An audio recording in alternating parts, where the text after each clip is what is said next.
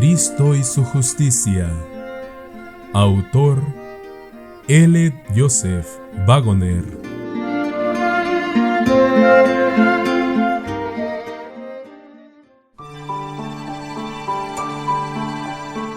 Capítulo 8. La justicia de Dios.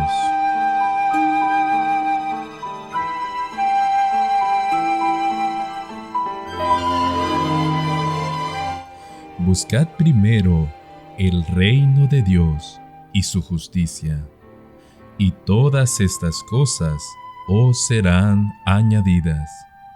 Mateo capítulo 6, versículo 33. La justicia de Dios, dice Jesús, es lo primero a buscar en esta vida. El alimento y la vestimenta son asuntos menores en comparación con aquella. Dios los dará por añadidura, de manera que no es necesario preocuparse ni entregarse a la congoja. El reino de Dios y su justicia debieran ser el objeto principal de la vida.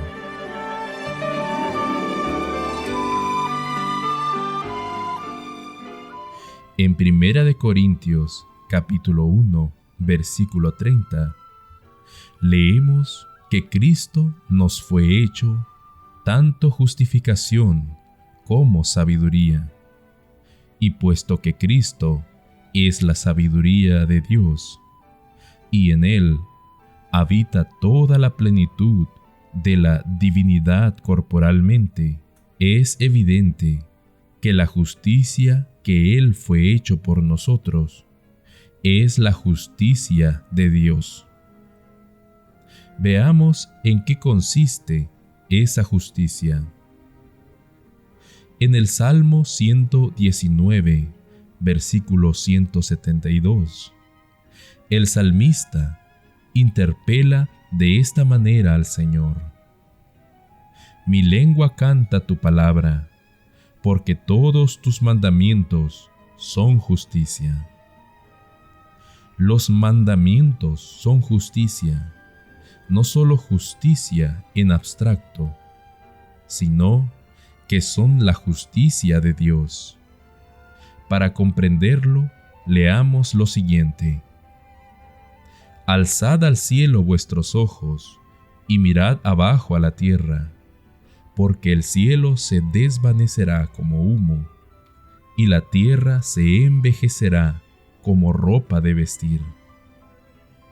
De la misma manera perecerán sus habitantes, pero mi salvación será para siempre, y mi justicia no será abolida.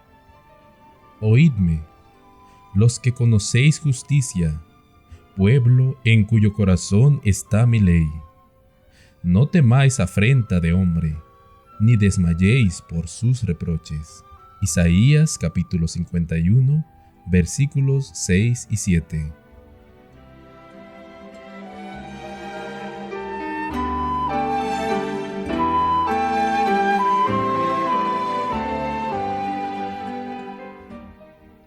¿Qué nos enseña lo anterior?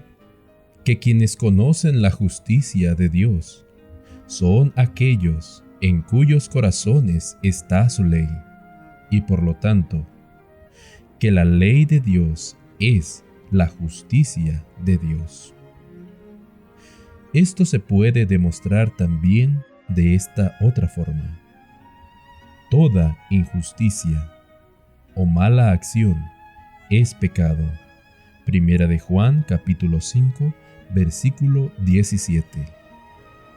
Todo el que comete pecado quebranta la ley, pues el pecado es la transgresión de la ley. Primera de Juan capítulo 3, versículo 4. El pecado es la transgresión de la ley, y es también injusticia. Por lo tanto, el pecado y la injusticia son idénticos.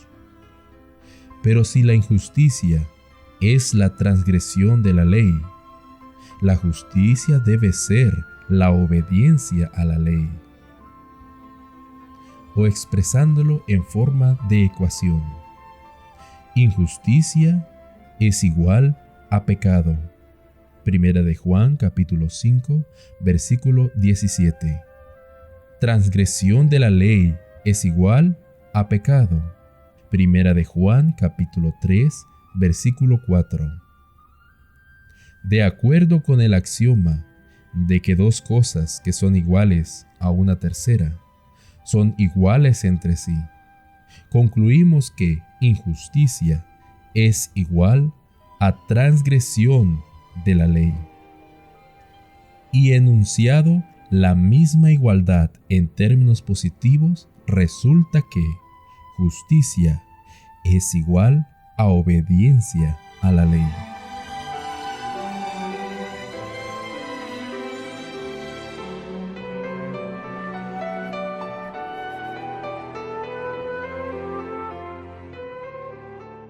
¿Qué ley es aquella con respecto a la cual la obediencia es justicia y la desobediencia pecado? Es la ley que dice: no codiciarás, puesto que el apóstol Pablo afirma que esa fue la ley que lo convenció de pecado. Romanos capítulo 7, versículo 7. La ley de los 10 mandamientos, pues es la medida de la justicia de Dios. Siendo que es la ley de Dios y que es justicia, tiene que ser la justicia de Dios. No hay ciertamente ninguna otra justicia. Puesto que la ley es la justicia de Dios, una transcripción de su carácter, es fácil ver que temer a Dios y guardar sus mandamientos es todo el deber del hombre. Eclesiastés capítulo 12, versículo 13. No piense nadie que su deber vendrá a resultar acotado y circunscrito al confinarlo a los 10 mandamientos, porque esos son inmensos. La ley es espiritual y abarca mucho más de lo que el lector común puede discernir a primera vista, porque el hombre natural no percibe las cosas del Espíritu de Dios, porque le son necedad y no las puede entender, porque se han de discernir espiritualmente. Primera de Corintios capítulo 2, versículo 14. Solamente pueden comprender su inmensa amplitud aquellos que meditan en la ley de Dios con oración. Unos pocos textos de la Escritura bastarán para mostrarnos algo de su inmensidad.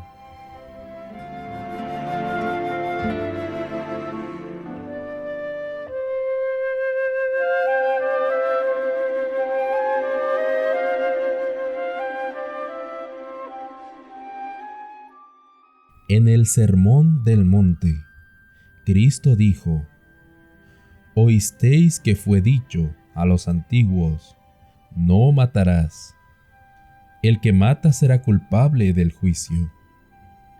Pero yo os digo, cualquiera que se enoje con su hermano será culpado del juicio. Cualquiera que diga a su hermano imbécil será culpado ante el Sanedrín.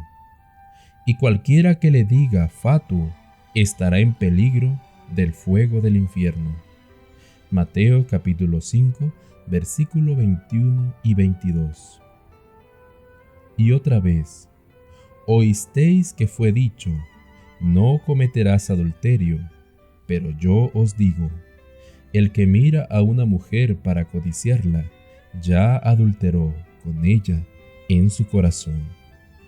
Versículos 27 y 28.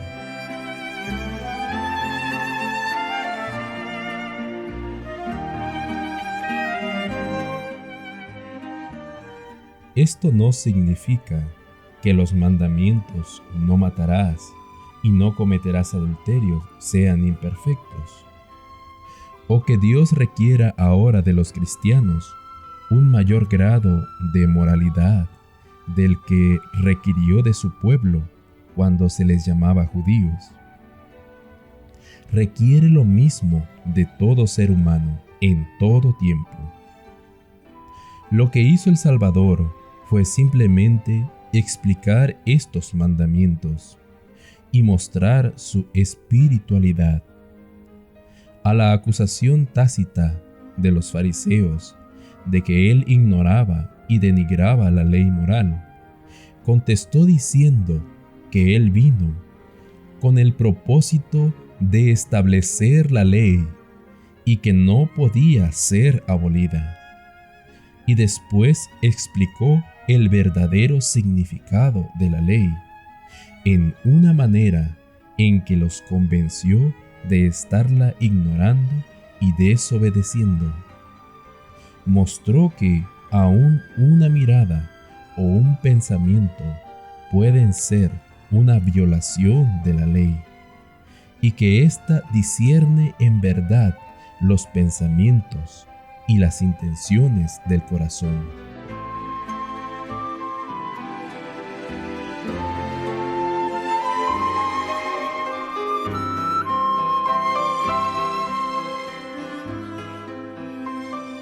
Cristo no reveló con ello una verdad nueva, sino que sacó a la luz y descubrió una antigua verdad.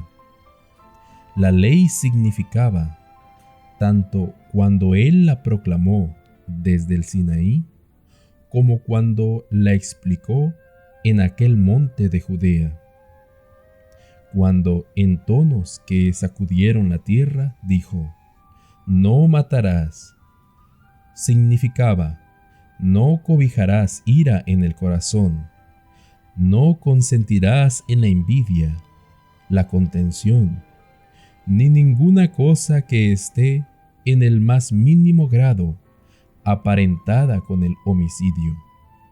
Todo esto y mucho más está contenido en las palabras "no matarás".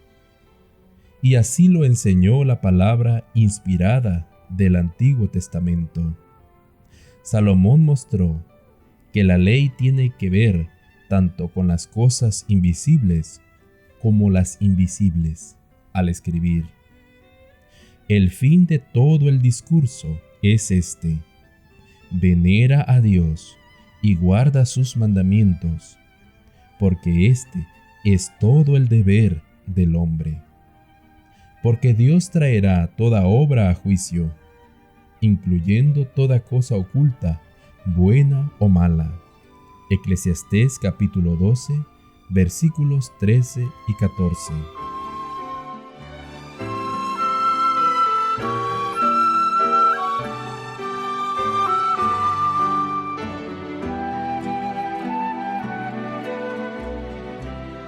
Este es el argumento. El juicio alcanza a toda cosa secreta. La ley de Dios es la norma en el juicio, es decir, determina la calidad de cada acto, sea bueno o malo. Por lo tanto, la ley de Dios prohíbe la maldad, tanto en los pensamientos como en los actos. Así pues, concluimos que los mandamientos de Dios contienen todo el deber del hombre. Dice el primer mandamiento: no tendrás otros dioses fuera de mí. El apóstol se refiere en Filipenses capítulo 3, versículo 19, a algunos cuyo Dios es el vientre. Pero la glotonería y la intemperancia son homicidio contra uno mismo. Y así vemos que el primer mandamiento se extiende hasta el sexto. Hay más. También nos dice que la codicia es idolatría. Colosenses capítulo 3, versículo 5. No es posible violar el 10º mandamiento sin violar el primero y el segundo. En otras palabras, el 10º mandamiento converge con el primero y resulta que el decálogo viene a ser un círculo cuya circunferencia es tan abarcante como el universo y que contiene dentro de sí el deber moral de toda criatura. En suma, es la medida de la justicia de Dios, quien habita la eternidad.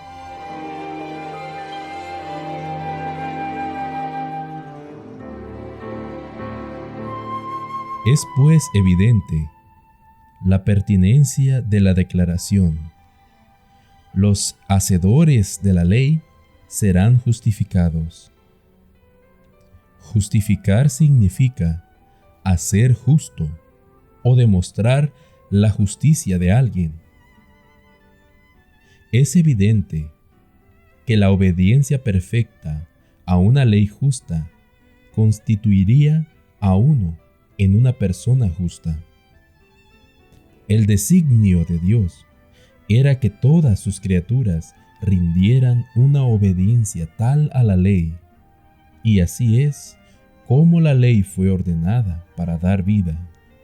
Romanos capítulo 7, versículo 10. Pero para que uno fuese juzgado como hacedor de la ley, sería necesario que hubiese guardado la totalidad de la ley en cada momento de su vida. De no alcanzar esto, no se puede decir que haya cumplido la ley. Nadie puede ser un hacedor de la ley si la ha cumplido solo en parte. Es un hecho triste, pero cierto, que no hay en la raza humana un solo hacedor de la ley, porque los judíos y los gentiles están todos bajo pecado, pues está escrito: no hay justo ni aun uno. No hay quien entienda, no hay quien busque a Dios. Todos se desviaron, se echaron a perder. No hay quien haga lo bueno, no hay ni aun uno. Romanos capítulo 3, versículos 9 al 12. La ley habla a todos los que están dentro de su esfera, y en todo el mundo no hay uno que pueda abrir su boca para defenderse de la acusación de pecado que pesa contra él.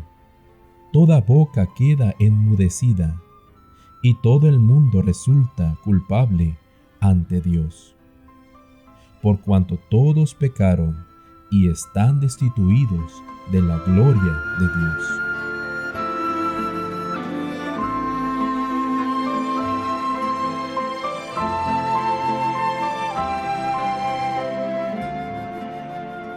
Por lo tanto, aunque los hacedores de la ley serán justificados, es de todo punto evidente que por las obras de la ley ninguno será justificado delante de él, porque por la ley se alcanza el conocimiento del pecado.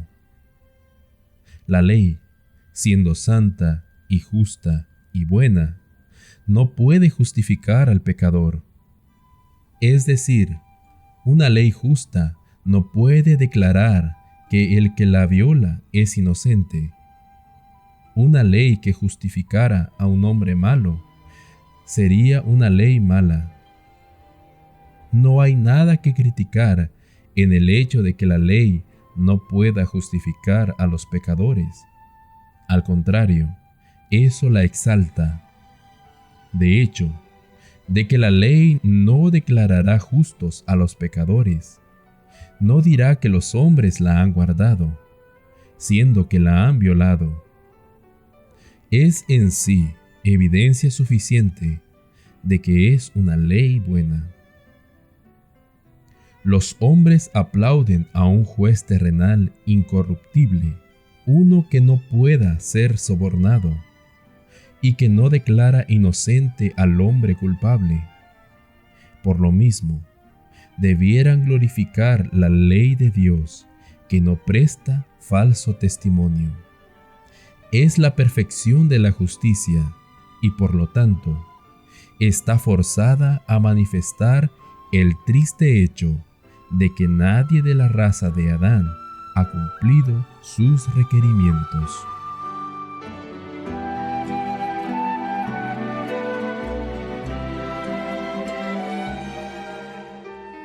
Más aún, el hecho de que cumplir la ley sea precisamente el deber del hombre, implica que tras no haberlo alcanzado en un punto particular, no haya ya recuperación posible.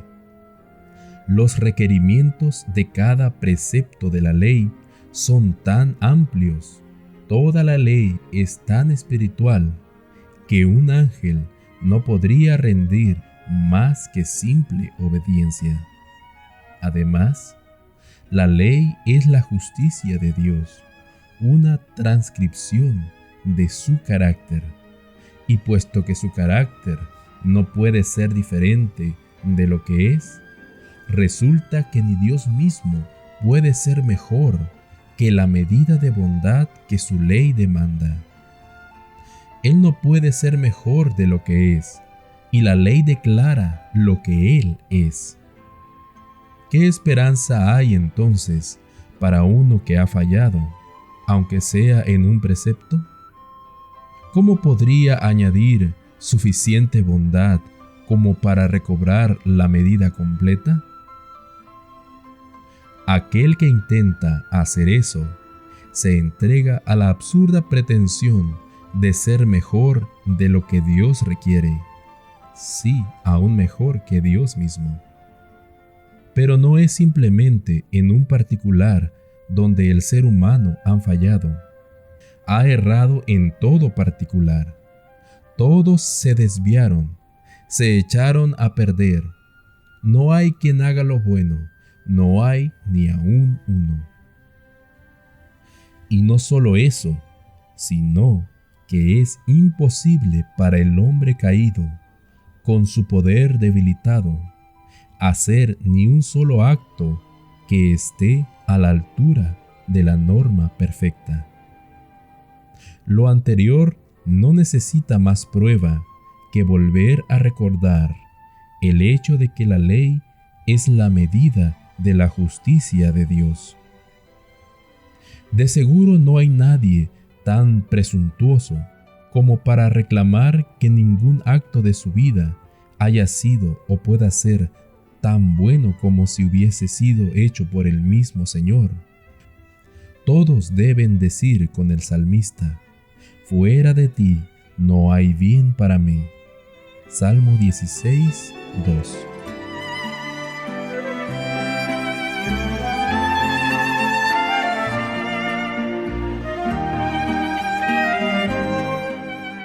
Este hecho está implícito en claras declaraciones de la Escritura.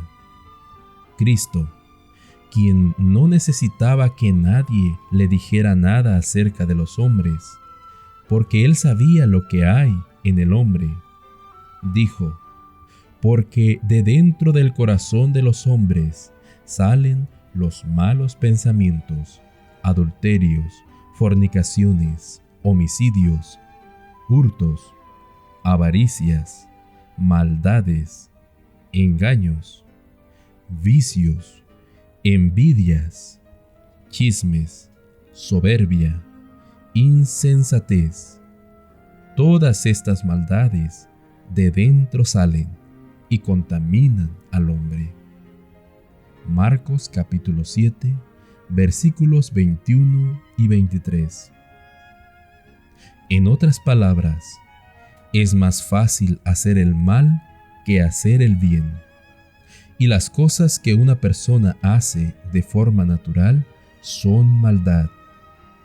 La maldad yace en lo íntimo, es parte del ser. Por lo tanto, dice el apóstol, la mente carnal o natural es contraria a Dios y no se sujeta a la ley de Dios, ni tampoco puede. Así, los que viven según la carne no pueden agradar a Dios. Romanos capítulo 8, versículos 7 y 8. Y en otro lugar, porque la carne desea contra el espíritu, y el espíritu contra la carne. Los dos se oponen entre sí, para que no hagáis lo que quisierais. Gálatas capítulo 5, versículo 17. Puesto que la maldad es parte de la misma naturaleza del hombre, siendo heredada por cada individuo según una larga línea de antecesores pecadores. Es evidente que cualquier justicia que proceda de él debe consistir solamente en trapos de inmundicia, al ser comparada con la ropa inmaculada de la justicia de Dios.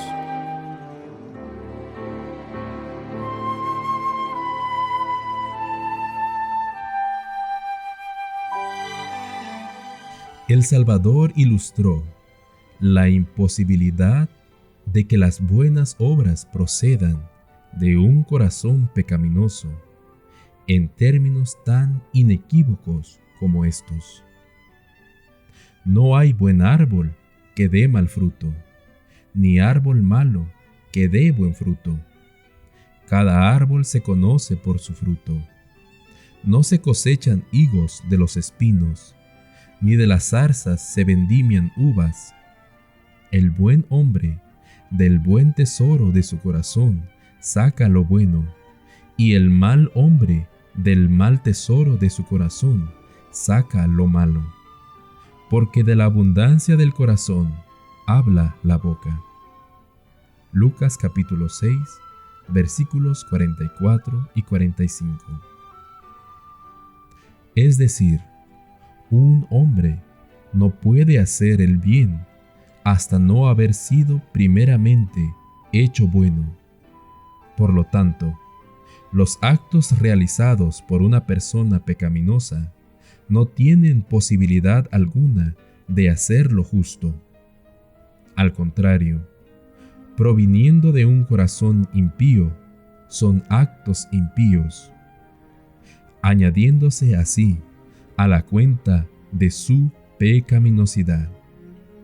Solo maldad puede venir de un corazón malo, y la maldad multiplicada no puede resultar en un solo acto bueno. Por lo tanto, es vana la esperanza de que una persona mala pueda venir a ser hecha justa por sus propios esfuerzos. Primero debe ser hecha justa antes de que pueda hacer el bien que se le requiere y que desearía hacer.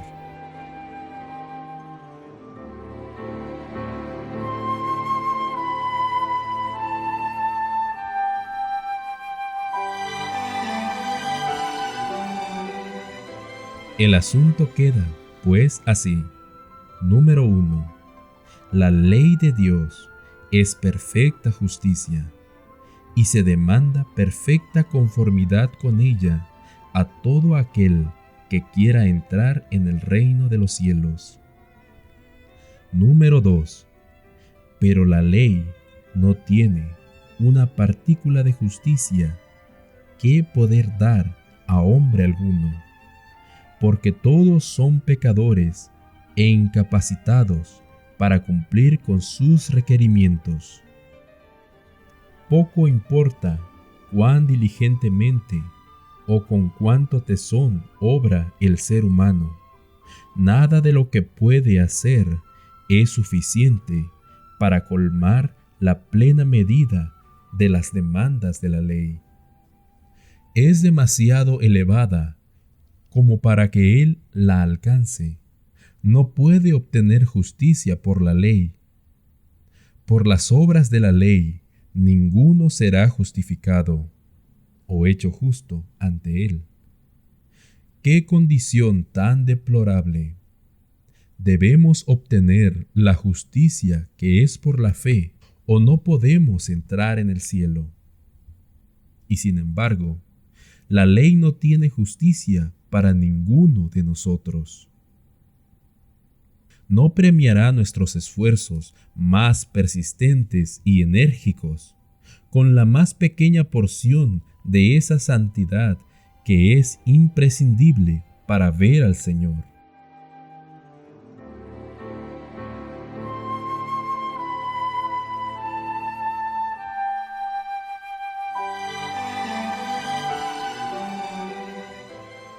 ¿Quién entonces puede ser salvo? ¿Puede existir una cosa tal como personas justas? Sí, porque la Biblia habla con frecuencia de ellas. Habla de Lot como aquel hombre justo.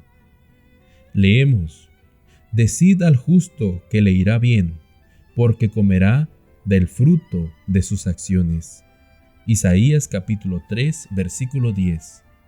Indicando de esta manera que habrá personas justas que recibirán la recompensa, y se declara llanamente que habrá por fin una nación justa. En aquel día cantarán este canto: en tierra de Judá. Fuerte ciudad tenemos, salud puso Dios por muros y antemuro. Abrid las puertas y entrará la gente justa, guardadora de verdades. Isaías capítulo 26, versículo 1 y 2. David dijo: Tu ley es la verdad. Salmo 119, 142. No es solamente verdad, sino que es la suma de toda la verdad. En consecuencia, la nación que guarda toda la verdad será una nación que guarda la ley de Dios. Estará formada por hacedores de su voluntad y entrarán en el reino de los cielos.